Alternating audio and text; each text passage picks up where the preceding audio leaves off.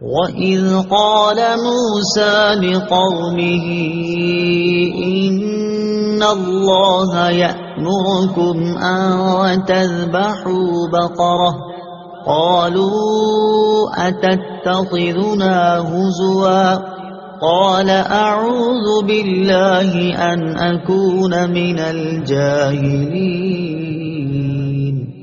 قالوا ادع لنا ربك يبين لنا ما هي قال إنه يقول إنها بقرة لا فارض ولا بكر عوان بين ذلك فافعلوا ما تؤمرون قالوا ادع لنا ربك يبين لنا ما لونها قال إنه يقول إنها بقرة صفراء فاقع لونها تسر الناظرين قالوا ادع لنا ربك يبين لنا ما هي إن البقرة شابه علينا وإنا إن شاء الله لمهتدون۔ ترجمہ۔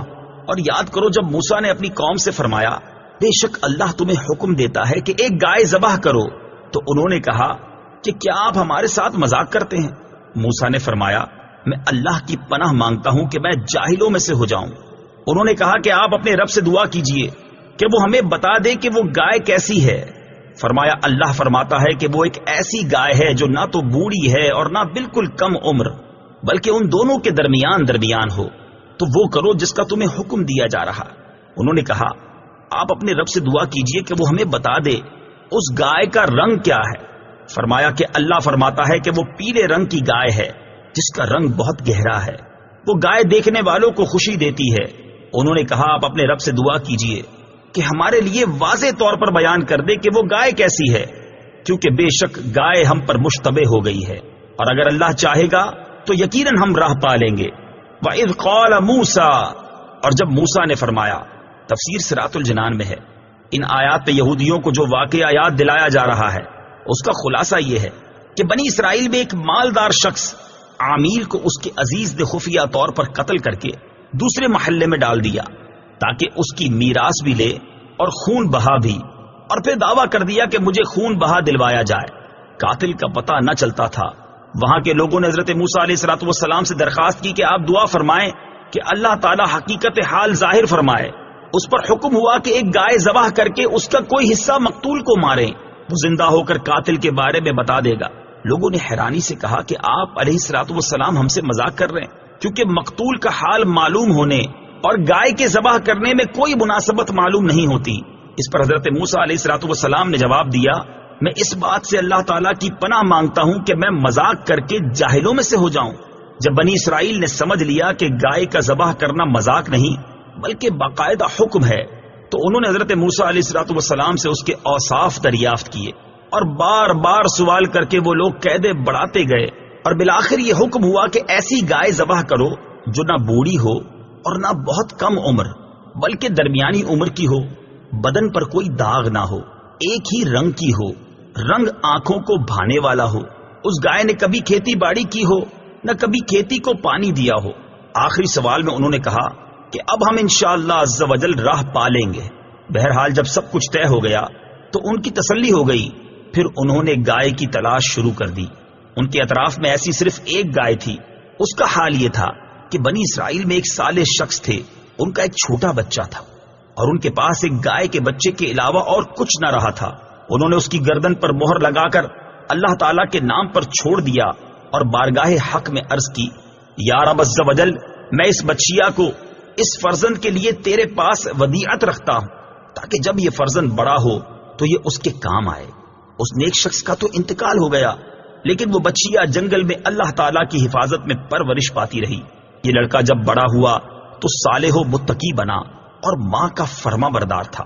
ایک دن اس کی والدہ نے کہا، اے نور نظر، تیرے باپ نے تیرے لیے فلاں جنگل میں خدا کے نام ایک بچیا چھوڑی تھی، وہ اب جوان ہو گئی ہوگی، اللہ تعالیٰ سے دعا کرو کہ وہ تجھے عطا فرمائے اور تو اسے جنگل سے لے آ۔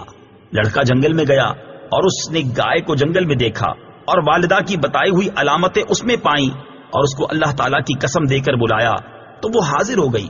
وہ جوان اس گائے کو والدہ کی خدمت میں لایا۔ والدہ نے بازار میں لے جا کر 3 دینار پر فروخت کرنے کا حکم دیا اور یہ شرط کی کہ سودا ہونے پر پھر اس کی اجازت حاصل کی جائے۔ اس زمانے میں گائے کی قیمت ان اطراف میں 3 دینار ہی تھی۔ جوان جب اس گائے کو بازار میں لایا تو ایک فرشتہ خریدار کی صورت میں آیا اور اس نے گائے کی قیمت 6 دینار لگا دی، مگر یہ شرط رکھی کہ جوان اپنی والدہ سے اجازت نہیں لے گا۔ جوان نے یہ منظور نہ کیا اور والدہ سے تمام قصہ کہا۔ اس کی والدہ نے 6 دینار قیمت منظور کرنے کی تو اجازت دی، مگر بیچنے میں پھر دوبارہ اپنی مرضی دریافت کرنے کی شرط لگا دی۔ جوان پھر بازار میں آیا۔ اس مرتبہ فرشتے نے 12 دینار قیمت لگائی اور کہا کہ والدہ کی اجازت پر موقوف نہ رکھو۔ جوان نے نہ مانا اور والدہ کو اطلاع دی۔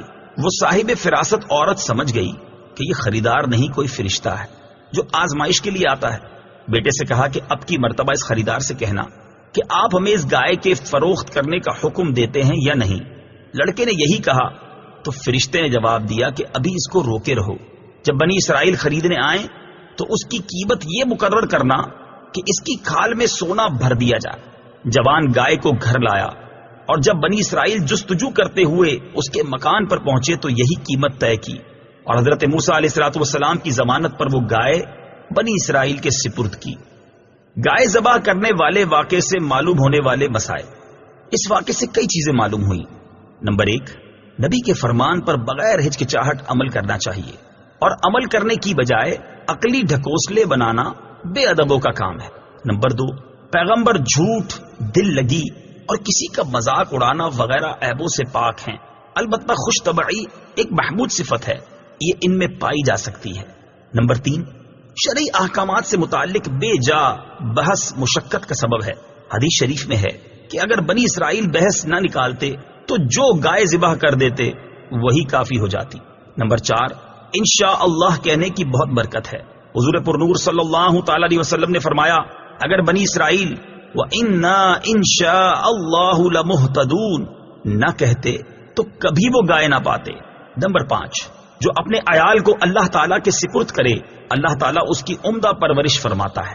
نمبر 6، جو اپنا مال اللہ تعالیٰ کے بھروسے پر اس کی امانت میں دے اللہ تعالیٰ اس میں برکت دیتا ہے۔ نمبر 7، والدین کی فرما برداری اللہ تعالیٰ کو پسند ہے۔